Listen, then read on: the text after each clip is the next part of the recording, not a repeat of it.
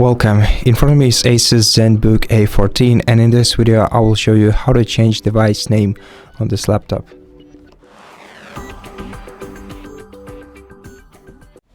First, open the Start menu and go to Settings. Then select System Settings and go all the way down to About section. Open it.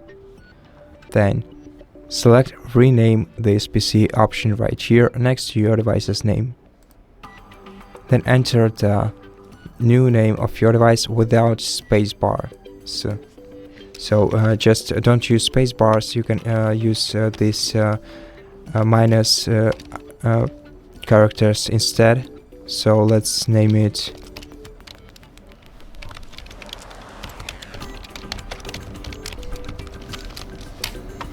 OK, and then click Next to confirm.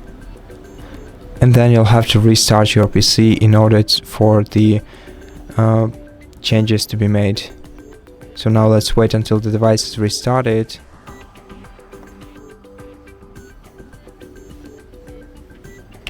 And once it's restarted, the name has to change, and we can check Settings, System, About, and the current name of the laptop.